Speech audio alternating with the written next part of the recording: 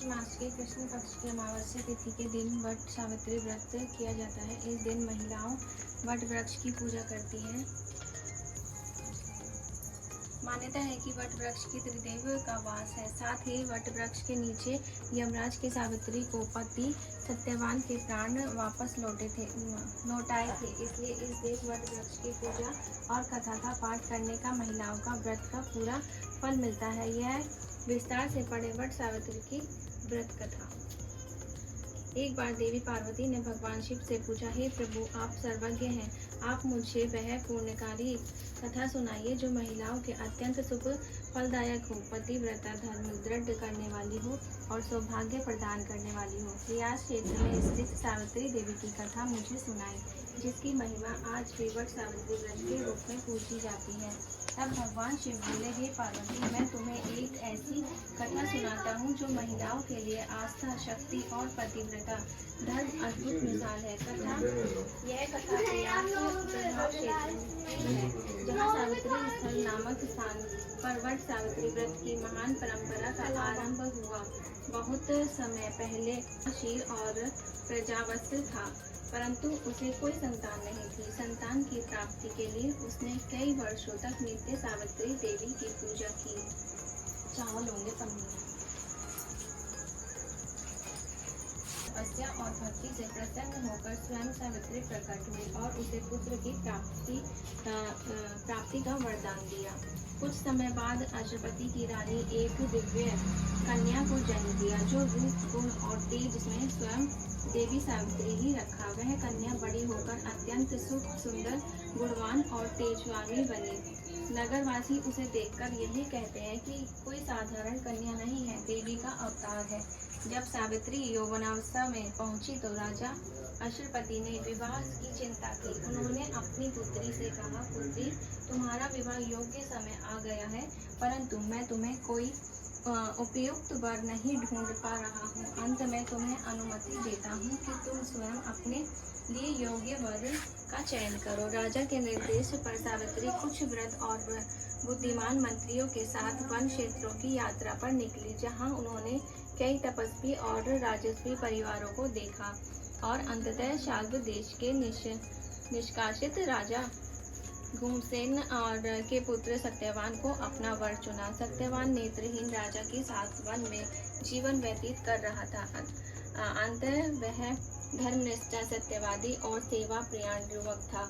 जब सावित्री अपने चयन की जानकारी लेकर लौटी तो देवर्षि नारद पहले ही उपस्थित थे।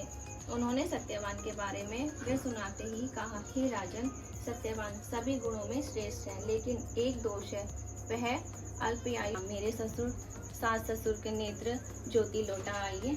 यमराज बोले, तथास्तु। थोड़ा आगे बढ़ने पर यमराज ने फिर वर मांगने को कहा। सावित्री ने कहा, मेरे ससुर को उनका खोया हुआ राज्य प्राप्त हो। यमराज बोले, तथास्तु। अंत में यमराज ने तीसरी बार मांगने को कहा। सावित्री ने कहा, मुझे सत्यवान से उत्पन्न 100 पुत्रों का वर दीजिए। यमराज मुस्कुराए और बोले, तथास्तु। परंतु अगले ही क्षण में उन्हें भान हुआ कि वह तभी स्वयं वह सत्यवान जीवित रहेगा। अपनी ही बातों में बंधकर यमराज ने सत्यवान की आत्मा को मुक्त कर दिया और कहा, हे पार्वती स्त्री, तुम्हारे सत्य, तप, भक्ति और प्रेम से मुझे भी पराजित कर दिया है। 100 पुत्रों की प्राप्ति हुई और पतिव्रता धर्म की प्रतीक बन गई। एक बार देवी पार्वती ने भगवान शिव से पूछा, हे प्रभु, आप सर्वज्ञ हैं, आप मुझे पूर्णकारी कथा सुनाइए जो महिलाओं के लिए अत्यंत शुभ फलदायक हो, पतिव्रता धर्म में दृढ़ करने वाली हो और सौभाग्य प्रदान करने वाली हो। प्रयास क्षेत्र में स्थित सावित्री देवी की कथा मुझे सुनाई, जिनकी महिमा आज भी वट सावित्री व्रत के रूप में पूजी जाती है। तब भगवान शिव बोले, हे पार्वती, मैं तुम्हें एक ऐसी कथा सुनाता हूँ। परंपरा का आरंभ हुआ। बहुत समय पहले मध्य प्रदेश में अश्वपति नामक एक प्रतापी और धर्मनिष्ठ राजा राज्य करता था। वह सत्यवादी, शर्मशील और प्रयागराज, परंतु उसे कोई संतान नहीं थी। संतान की प्राप्ति के लिए उसने कई वर्षों तक नित्य सावित्री देवी की पूजा की। अंततः उसकी तपस्या और भक्ति से प्रसन्न होकर स्वयं सावित्री प्रकट हुई और उसे पुत्र प्राप्ति की वरदान दी। कुछ समय बाद अश्वपति की रानी ने एक दिव्य कन्या को हो गई भी पूरी। ऐसे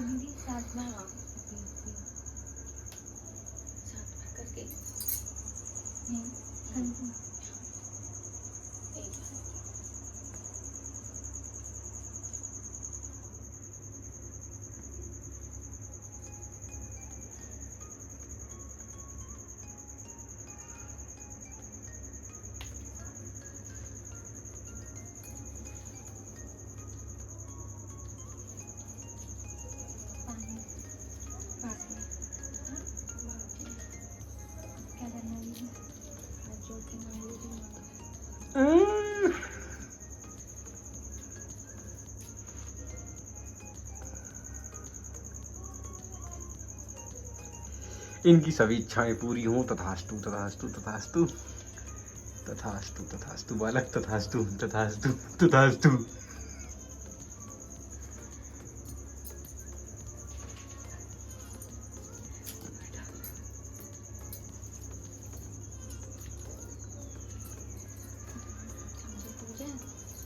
ना पोटन धल लेना ने वो कलावा लपेटना था ना मुझे।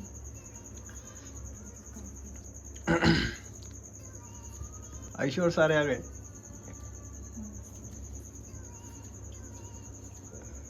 इसमें से ले लो पानी। हाँ, पर लोटा नहीं रखा था। नहीं, जो जल चढ़ाना है ऊपर।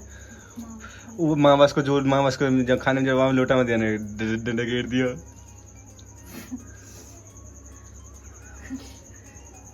एक लोटा जल दे दो। आदमी हमारे घर के पूजा करने बैठ गए, लोटा लियो ना लो। ये लोटा ऊपर जाएगा जल चढ़ाने के लिए। अब इसमें ऐसे पानी ले, चुल्लू में हाथ में डालियो। हाँ, ऐसे करके ऐसे। उल्टा सीधे है। 2 बार। हाँ,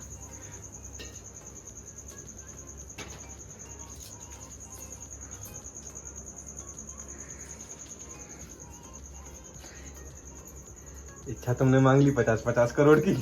1 लोटा जल तुम पे धरा ना गया। हाजिर रही हो।